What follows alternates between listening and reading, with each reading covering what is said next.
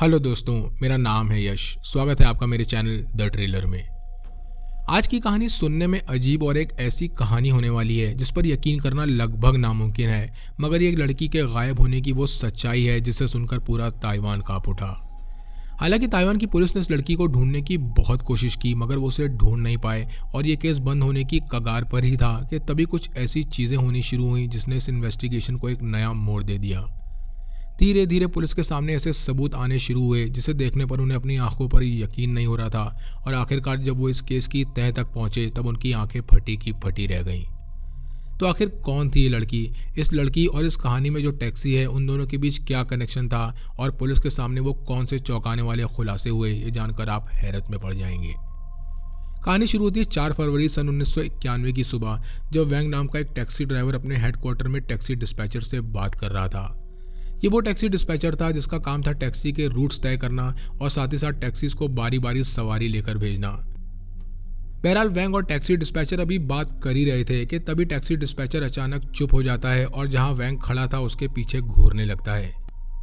ये देख वैंग को कुछ अटपटा सा लगता है और वो फौरन पीछे मुड़कर ये देखने की कोशिश करने लगता है कि आखिर डिस्पैचर किस चीज़ की तरफ घूर रहा है। मगर वैंग के पीछे एक खिड़की थी जहां से बाहर काओशियोंग एयरपोर्ट की पार्किंग लॉट दिखाई दे रही थी और जहां बहुत सारी टैक्सीज और ड्राइवर्स खड़े थे। ये टैक्सी हेडक्वार्टर बिल्कुल काओशियोंग एयरपोर्ट के सामने था, और चूंकि इस एयरपोर्ट से बहुत सारे टूरिस्ट ताइवान घूमने आते थे, इसलिए यहाँ टैक्सीज की बहुत डिमांड थी और ये एयरपोर्ट और इसकी टैक्सीज पार्किंग बहुत ज़्यादा बिजी रहते थे।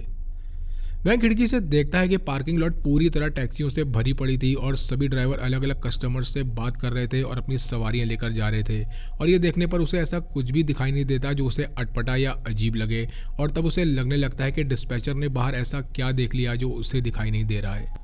वैंग डिस्पैचर से सवाल करते हुए पूछता है कि बाहर ऐसा क्या है जिसे वो घूर रहा है। तब डिस्पैचर उससे अपनी उंगली से इशारा करते हुए बाहर देखने को कहता है, और इस बार वैंग दोबारा जब बाहर की तरफ देखता है तब उसे फौरन समझ आ जाता है कि डिस्पैचर अचानक चुप क्यों हो गया था और बाहर क्या देख रहा था। वैंग देखता है कि डिस्पैचर का इशारा उन्हीं के एक साथी टैक्सी ड्राइवर की तरफ था जिसका नाम था लियो शुए चंग, और वो पूरी पार्किंग में टैक्सीज और कस्टमर्स के बीच इधर से उधर दौड़ रहा था। वैंग ये सब कुछ देख ही रहा था कि तभी उसकी नज़र एक गोल्डन बुद्धा की छोटी सी मूर्ति पर पड़ती है जिसे लियो अपने सीने से लगाए इधर से उधर भाग रहा था, और देखते ही देखते वो पूरी पार्किंग को क्रॉस करके अपनी टैक्सी तक पहुंच जाता है। अपनी टैक्सी के पास पहुंचते ही वो बहुत जल्दी उसका दरवाज़ा खोलता है और उसके अंदर बैठकर फौरन टैक्सी का दरवाज़ा बंद करके इधर उधर डर और घबराहट में देखने लगता है। ऐसा लग रहा था जैसे कोई उसका पीछा कर रहा हो या उसे मारने आ रहा हो, मगर उसकी टैक्सी के पास कोई नहीं था और उधर वैंग और डिस्पैचर भी ये पूरा नज़ारा देख रहे थे, मगर उन्हें आसपास कोई भी ऐसा शख्स नहीं दिखाई देता जो लियो की तरफ बढ़ रहा हो। बहरहाल वैंग और डिस्पैचर बाहर लगातार देखे जा रहे थे और ये समझने की कोशिश कर रहे थे कि आखिर लियो कर क्या रहा है, कि तभी वो देखते हैं कि लियो अपनी टैक्सी के अंदर बैठकर इधर उधर देखता है कि कोई उसे देख तो नहीं रहा, और फिर वो उस बुद्धा की मूर्ति को अपनी टैक्सी के डैशबोर्ड पर रख देता है। वैंग देखता है कि ये महज एक ही मूर्ति नहीं थी जो उसके डैशबोर्ड पर रखी थी, बल्कि 2-3 मूर्तियां और भी उसकी टैक्सी के डैशबोर्ड पर रखी थी, और इस मूर्ति को डैशबोर्ड पर रखने के बाद लियो अपनी सीट पर सीधे बैठकर आंखें बंद कर लेता है। उसे देखने पर ऐसा लग रहा था जैसे वो कोई मंत्र पढ़ रहा हो या कुछ बड़बड़ा रहा हो, मगर जो कुछ भी हो रहा था वो सब कुछ देखने में बहुत अजीब और अटपटा सा था। और ये सब कुछ देखने के बाद वैंग और डिस्पैचर एक दूसरे की तरफ देखने लगते हैं, क्योंकि वो ये बात बहुत अच्छी तरह जानते थे कि लियो एक बहुत अजीब आदमी है, मगर आज जो भी कुछ हो रहा था उससे ये लग रहा था कि उसके साथ कुछ तो गलत हो रहा है। इस कहानी को पूरी तरह समझने के लिए लियो के बारे में जानना बहुत ज़रूरी है, और इसीलिए आपको बताता चलूं कि लियो एक 35 साल का आदमी था जो बिल्कुल अकेले रहता था। वो ना तो लोगों से ज़्यादा मिलता जुलता था और ना ही कोई उससे ज़्यादा बातचीत करता था, और इसके पीछे की वजह थी कि वो लोगों से बदतमीज़ी करता था और उनके साथ लड़ाई झगड़ा कर लेता था। यहाँ तक तो फिर भी ठीक था, मगर पिछले कुछ दिनों से दूसरे टैक्सी ड्राइवर्स वैंग और डिस्पैचर ने एक बात नोट की थी, और वो ये थी कि लियो का बर्ताव अब अजीब और ख़तरनाक होने लगा था। वो अक्सर दूसरे टैक्सी ड्राइवर से ये कहता कि उसे सड़क पर चलने वाले कुत्ते और बिल्लियों से सख्त नफरत है, क्योंकि इन्हीं की वजह से हर जगह शोर और गंदगी होती है। मगर इस बात पर किसी ने ज़्यादा ध्यान नहीं दिया, क्योंकि उनका मानना था कि ये आवारा जानवर हैं जो सड़क पर हर जगह घूमते रहते हैं। हर कोई इस बात से बेखबर था कि लियो के सर पर इन आवारा कुत्ते बिल्लियों को मारने का भूत सवार हो चुका है और वो इन्हें पूरे शहर से ख़त्म करना चाहता है। और तभी एक दिन वो एक टैक्सी ड्राइवर को बताता है कि वो एक क्रॉसबो लेकर रात को निकला और उसने कई कुत्ते बिल्लियों को मार दिया, जिसे सुनकर वो टैक्सी ड्राइवर बहुत बुरी तरह डर जाता है। लियो का बर्ताव अब दिन ब दिन और भी अजीब और ख़तरनाक होता जा रहा था और उसने अपनी टैक्सी में बुद्धा की मूर्ति के अलावा जगह जगह और विंडोज़ पर फुलूस लगा रखे थे। ये फुलूस एक येलो कलर के छोटे छोटे पेपर्स के टुकड़े थे जिन पर कुछ मंत्र लिखे हुए थे और इन मूर्तियों और फुलूस से लियो ने अपनी पूरी टैक्सी का हुलिया बदल दिया था और उसने जगह जगह इतने फुलूस और मूर्तियां लगा रखी थी कि वो टैक्सी चलाने के दौरान बाहर सही से देख भी नहीं पाता था। चूँकि लियो हर किसी से लड़ाई झगड़ा कर लेता था, इसलिए अजीबोगरीब बर्ताव देखने के बाद भी कोई उससे ये नहीं पूछता कि वो मूर्तियों और फुलूस के साथ क्या कर रहा है, क्योंकि हर कोई उससे दूर रहना चाहता था और कोई भी उसके मामले में नहीं पड़ना चाहता था। बहरहाल लियो को पार्किंग में इधर उधर भागते देख वैंग और डिस्पैचर को लगने लगता है कि उन्हें अब कुछ करना चाहिए, क्योंकि उन्हें लियो का बर्ताव से अब डर लग रहा था और वो पुलिस को कॉल करने का फैसला करते हैं। वैंग अभी पुलिस को कॉल करने के लिए मुड़ा ही था कि तभी लियो अपनी टैक्सी को बहुत तेज़ी से पार्किंग लॉट से लेकर निकलता है और वो इतनी तेज़ी में था कि उसने अपने सामने आने वाली कुछ कार्स और लोगों को भी टक्कर मार दी और पागलों की तरह टैक्सी चलाते हुए वहाँ से निकल गया। बहरहाल वैंग पुलिस डिपार्टमेंट में अपने एक दोस्त को कॉल करता है और उसे लियो के बारे में सब कुछ बताता है, मगर यहाँ वैंग के सामने कुछ नए खुलासे होते हैं जिसने उसे चौंका कर रख दिया। वैंग का दोस्त उसे बताता है कि पुलिस पहले से ही लियो के बारे में जानती है, क्योंकि कुछ वक्त पहले लियो एक मर्डर केस में सस्पेक्ट रह चुका है और यहाँ से ये कहानी एक नया मोड़ ले लेती है। इस बातचीत से 10 महीने पहले अप्रैल सन 1990 में एक 23 साल की लड़की जिसका नाम मारिको इगुची था, वो जापान से ताइवान अपनी छुट्टियां मनाने आई थी और फिर हमेशा के लिए गायब हो गई। ये वो दौर था जब ताइवान की इकोनॉमी पूरी तरह जापानीज टूरिज्म पर निर्भर थी और इसलिए ताइवान जापान में जमकर अपने टूरिज्म को प्रमोट कर रहा था और टूरिस्ट को ताइवान आने के लिए इनवाइट कर रहा था। और यही वो वजह थी कि जापानीज स्टूडेंट अपनी छुट्टियां और ग्रेजुएशन को सेलिब्रेट करने ताइवान आते थे। मारिको भी अपनी छुट्टियां बिताने ताइवान अकेले ही आई थी और चूंकि ताइवान गवर्नमेंट अपने टूरिज्म को पूरी तरह प्रमोट कर रही थी, इसलिए वहाँ के टैक्सी ड्राइवर्स के लिए ये बहुत कॉमन था कि वो बाहर से आने वाले टूरिस्ट को अपना घर किराए पर देते थे। इससे टूरिस्ट और टैक्सी ड्राइवर्स दोनों को फ़ायदा था, क्योंकि जहां टैक्सी ड्राइवर्स को टैक्सी के अलावा अपने घर से भी कमाई हो जाती थी, वहीं टूरिस्ट को सस्ते घरों के साथ साथ एक फुल टाइम टैक्सी ड्राइवर भी मिल जाता था। बहरहाल मारिको भी जब ताइवान पहुंची, वो भी एक टैक्सी ड्राइवर के घर पर रुक जाती है और इसी दौरान वो गायब हो गई, जिसके बाद वो कभी किसी को नहीं मिली। मारिको के गायब होने के बाद पुलिस जब उसे ढूंढना शुरू करती है, तब वो सबसे पहले उसी टैक्सी ड्राइवर से पूछताछ शुरू करती है जिसके साथ वो गई थी और ये टैक्सी ड्राइवर पुलिस को बताता है कि वो मारिको को टैक्सी में लेकर आता जाता था और वो उसके घर में भी रुकी थी, मगर कुछ दिनों बाद वो चली गई और फिर उसने उसे कभी नहीं देखा। इस छानबीन में पुलिस को यह भी पता चला कि इस टैक्सी ड्राइवर का घर छोड़ने के बाद मारिको ने अपने घर वालों को एक पोस्ट कार्ड भी भेजा था, जिस पर टैक्सी ड्राइवर का घर छोड़ने के बाद की डेट पड़ी थी, जिससे ये कंफर्म हो गया था कि वो यहाँ से सही सलामत वापस गई थी और पुलिस इस टैक्सी ड्राइवर को अपनी सस्पेक्ट लिस्ट से बाहर कर देती है। धीरे धीरे ये केस ठंडा पड़ने लगता है, क्योंकि ना तो पुलिस के हाथ मारिको लगी थी और ना ही उन्हें किसी दूसरी टैक्सी ड्राइवर के बारे में पता चल रहा था जो उसे टैक्सी में ले गया हो या उसने उसे रहने की जगह दी हो। मारिको को गायब हुए 5 महीने बीत चुके थे और तब पुलिस ऐलान करती है कि जो भी शख्स उन्हें मारिको के बारे में खबर देगा वो उसे इनाम देंगे। इस इनाम वाली खबर के बाद एक दोपहर पुलिस स्टेशन के फ़ोन की घंटी बजती है, जिसमें दूसरी तरफ बात कर रहा शख्स पुलिस को बताता है कि उसने मारिको को आखिरी बार लियो से ट्रेन स्टेशन के बाहर बात करते देखा था। इस खबर के बाद पुलिस फौरन लियो से पूछताछ करती है, जिसमें वो उन्हें बताता है कि मारिको उसकी टैक्सी में ज़रूर बैठी थी, मगर वो उसके घर पर नहीं रुकी थी और वो महज एक बार उसे ट्रेन स्टेशन से शहर लेकर गया था, जिसके बाद वो कहाँ गई उसे नहीं पता। हालांकि पुलिस ने लियो से और भी कई सवाल पूछे ताकि वो उससे ज़्यादा इन्फॉर्मेशन निकाल सकें, मगर उन्हें कुछ नहीं मिलता। चूँकि पुलिस ने मारिको की खबर देने वाले को इनाम देने का ऐलान किया था, इसलिए पुलिस के पास लगातार कॉल्स पर कॉल्स आ रही थी इस केस की इन्फॉर्मेशन देने के लिए, मगर इसमें से ज़्यादातर इन्फॉर्मेशन झूठी साबित हो रही थी, क्योंकि इनाम के चक्कर में लोग उल्टी सीधी इन्फॉर्मेशन दे रहे थे। इन झूठी खबरों से ये इन्वेस्टिगेशन और भी मुश्किल होती जा रही थी, क्योंकि पुलिस अब बहुत ज़्यादा कशमकश में पड़ गई थी और वो किसी भी सही लीड तक नहीं पहुँच पा रहे थे। धीरे धीरे ये खबर ताइवान के न्यूज़पेपर से होते हुए एक इंटरनेशनल न्यूज़ बन गई, जिसके बारे में दुनिया भर के लोग बातें करने लगे, मगर इसी दौरान कुछ अजीबोगरीब चीज़ें ताइवान के लोगों के साथ होनी शुरू हो जाती हैं। अब ताइवान के रहने वाले लोगों के लैंडलाइन फ़ोन पर कुछ अजीबोगरीब कॉल्स आनी शुरू होती हैं और वो जब भी फ़ोन उठाते उन्हें दूसरी तरफ एक लड़की की आवाज़ सुनाई देती, जो डरी हुई आवाज़ में जापानीज़ भाषा में कुछ बोल रही होती। चूँकि ताइवान के लोग ताइवानीज और मैंडरिन भाषा बोलते हैं, इसलिए उन्हें कुछ भी समझ नहीं आता कि आखिरकार ये लड़की जापानीज भाषा में क्या बोल रही है। और चूँकि इस वक्त तक पूरे ताइवान में मारिको के गायब होने की खबर फैल चुकी थी, इसलिए लोग इन कॉल से बहुत डर जाते हैं, क्योंकि उनका मानना था कि यह मारिको ही है जो इन फ़ोन कॉल्स को कर रही है।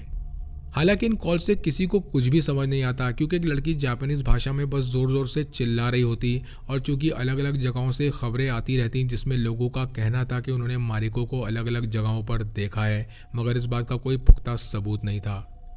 इस केस से इतनी रहस्यमयी और भयानक कहानियां जुड़ने लगीं कि अब लोग मारिको के नाम से भी डरने लगे। और यही वो वजह थी कि वैंग जब पुलिस डिपार्टमेंट में अपने दोस्त को कॉल करता है, तब वो लियो का नाम सुनते ही उसे फ़ौरन पहचान लेता है, क्योंकि पुलिस अब भी मारिको के केस पर काम कर रही थी और लियो अब भी उनकी सस्पेक्ट लिस्ट में था। हालांकि वो इस केस में प्राइमरी सस्पेक्ट नहीं था, मगर उन्हें ये खबरें बहुत पहले से ही मिल रही थी कि लियो का बर्ताव दिन ब दिन बहुत अजीब होता जा रहा है, जिसकी वजह से उनका शक उस पर और भी बढ़ने लगा और उन्हें लगने लगता है कि उन्हें लियो पर नज़र रखनी चाहिए और उसे फिर से इन्वेस्टिगेट करना चाहिए। बहरहाल वैंग और उसके दोस्त के बीच हुई बातचीत के बाद पुलिस डिपार्टमेंट में उसका दोस्त इस केस पर काम कर रहे लीड डिटेक्टिव को लियो के बारे में सब कुछ बताता है कि कैसे लियो का बर्ताव दिन ब दिन अजीब होता जा रहा है और वो पागलों वाली हरकतें करने लगा है। इस लीड डिटेक्टिव का नाम था लिन शियांग, और ये सुनते ही वो फैसला करते हैं कि वो लियो पर नज़र रखना शुरू करेंगे ताकि उन्हें पता चल सके कि आखिर उसके साथ चल क्या रहा है। अब डिटेक्टिव लिन अपनी एक सीक्रेट टीम बनाते हैं जो बहुत खामोशी से लियो पर नज़र रखने लगती है और साथ ही साथ उसका पीछा भी करने लगती है। वो लोग लियो पर 24 घंटे नज़र रख रहे थे कि वो कहाँ आता जाता है और दिन भर क्या करता है, मगर लियो को इस बात की भनक भी नहीं थी कि उसका पीछा किया जा रहा है, क्योंकि पुलिस की टीम उससे एक दूरी बनाकर उसका पीछा कर रही थी। डिटेक्टिव लिन ने अपनी टीम को यह खास हिदायत दी थी कि वो ना तो अभी लियो से कोई पूछताछ करेंगे और ना ही उसकी टैक्सी में बैठने वाले पैसेंजर से, क्योंकि वो ये नहीं चाहते थे कि लियो किसी भी तरह चौकन्ना हो जाए, और इसीलिए सिर्फ उस पर नज़र रख रहे थे कि लियो कभी तो कोई गलती करेगा और वो उसे रंगे हाथों पकड़ लेंगे। डिटेक्टिव लिन को बार बार यही लग रहा था कि हो ना हो मारिको के गायब होने में लियो का ही हाथ है, और अगर वो उसका पीछा करते रहेंगे तो हो सकता है कि वो उस जगह तक ज़रूर जाए जो इस केस से जुड़ी हो सकती है। मिसाल के तौर पर जहां लियो ने शायद उसे मारा हो या मारकर दफनाया हो, और इसी जगह से उन्हें इस केस के आगे का रास्ता मिलेगा। लियो का पीछा करने के दौरान एक बात थी जिसने पुलिस को सबसे ज़्यादा चौंकाया, और वो ये थी कि लियो दिन में तो अपने पैसेंजर्स को एक जगह से दूसरी जगह छोड़ता था, मगर रात को अपने घर जाने के बजाय वो अपनी टैक्सी को पार्किंग लॉट में लगाता और उसी में सो जाता। वो हमेशा अपनी टैक्सी के साथ ही रहता और उसे एक पल के लिए भी नहीं छोड़ता, और वो अपने घर तभी जाता जब उसे नहाना धोना होता, मगर हर बार अपने घर जाने से पहले उसका बर्ताव इतना अजीब हो जाता जिसने पुलिस को बहुत कशमकश और परेशानी में डाल दिया। डिटेक्टिव लिन को बार बार ये सवाल परेशान कर रहा था कि आखिर लियो के साथ चल क्या रहा है, और अपने इन्हीं सवालों का जवाब ढूंढने के लिए वो खुद लियो का पीछा करने लगते हैं जब वो अपने घर जा रहा था। लियो की टैक्सी से कुछ दूरी पर अपनी कार पार्क करने के बाद वो लियो के टैक्सी से बाहर आने का इंतज़ार करने लगते हैं, मगर तभी वो देखते हैं कि लियो पहले डर की वजह से इधर उधर देखने लगता है जैसे उसे कोई मारने आ रहा हो या कोई उसका पीछा कर रहा हो। और जब उसे ये यकीन हो जाता है कि उसके आसपास कोई नहीं है, तब वो अपनी टैक्सी का दरवाज़ा खोलकर सीधे अपनी फ्लैट की तरफ भाग जाता है। वो अपने फ्लैट की तरफ इतनी तेज़ी से भागा जैसे वो कोई चोरी करके भागा हो, और उतनी ही तेज़ी से वो वापस आकर अपनी टैक्सी में दोबारा बैठ गया और सारे डोर्स लॉक कर लिए। टैक्सी में बैठने के बाद एक और चीज़ हुई जो बहुत ही अजीब और डराने वाली थी, और वो ये थी कि लियो टैक्सी में रखी बुद्धा की मूर्ति और फूलूस को छूने और चूमने लगता है, और साथ ही साथ वो डर के मारे इधर उधर भी देख रहा था जैसे उसे कोई मारने आ रहा हो। मगर थोड़ी देर में वो शांत हो जाता है और बुद्धा की मूर्ति को दोबारा डैशबोर्ड पर रखता है, और साथ ही साथ ये भी देखता है कि सभी फूलूस सही जगह लगे हैं या नहीं, और वहाँ से चला जाता है। हालांकि डिटेक्टिव लिन को लियो का यह बर्ताव बहुत ही अजीब लग रहा था, मगर इससे ये बिल्कुल भी जाहिर नहीं हो रहा था कि वो एक मर्डरर हो सकता है, क्योंकि पुलिस धीरे धीरे ये मानने लगी थी कि लियो पागल होता जा रहा है। आखिरकार 4 मार्च 1991 को डिटेक्टिव लिन फैसला करते हैं कि उन्हें लियो से बात करनी ही पड़ेगी, और इसीलिए अपनी टीम के साथ वो उसके घर के बाहर उसका इंतज़ार करने लगते हैं ताकि उसके बाहर निकलते ही वो उसे कस्टडी में ले सकें। डिटेक्टिव लिन को इस बात का अंदाज़ा बिल्कुल भी नहीं था कि इतनी सारी पुलिस को देखने के बाद लियो का क्या रिएक्शन होगा, मगर इसके बाद जो हुआ उसने ऑफिसर लिन और उसकी पूरी टीम को हैरत में डाल दिया। अब वो पूरी तरह तैयार और चौकन्ना थे और लियो के बाहर आने का इंतज़ार कर रहे थे, और लियो जैसे ही भागते हुए अपनी बिल्डिंग से पार्किंग लॉट में पहुंचता है, वो देखता है कि बहुत सारी पुलिस एक घेरा बनाकर और उसकी तरफ बंदूक ताने खड़ी है।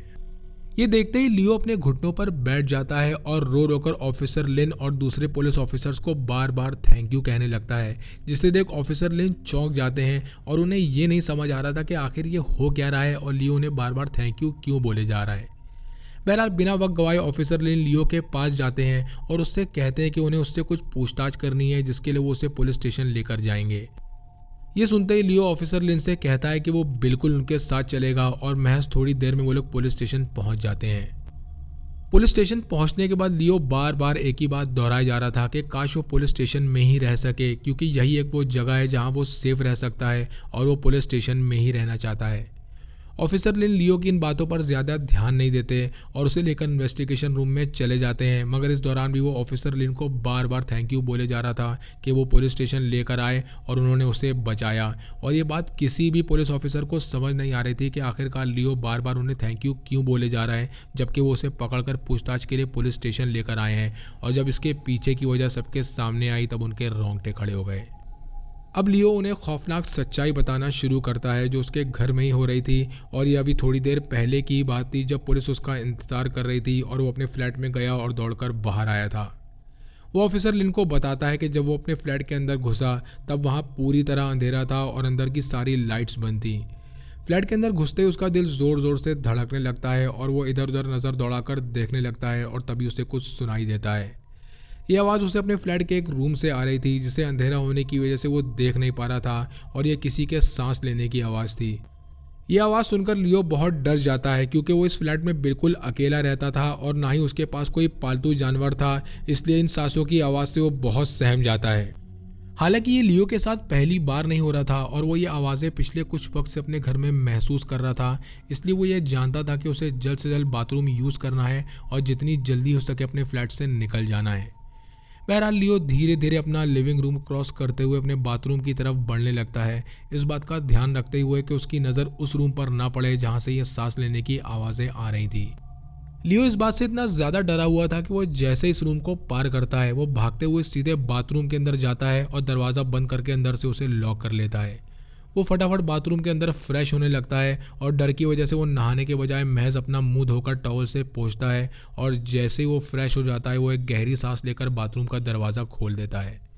इस बार उसके फ्लैट में पूरी तरह सन्नाटा छा चुका था और कहीं से भी कोई सांस लेने की आवाज़ नहीं आ रही थी, और ये देखते ही लियो को लगने लगता है कि ये एक अच्छा मौका है यहाँ से निकलने का, और ये ख्याल दिमाग में आते ही वो फ्लैट के दरवाजे की तरफ भागता है। मगर वो अभी दरवाजे की तरफ भाग ही रहा था कि तभी उसे पीछे से एक लड़की के चीखने की आवाज़ें आने लगती हैं, और वो लड़की बार बार चीख कर एक ही सवाल कर रही थी, क्यों क्यों और आखिर क्यों।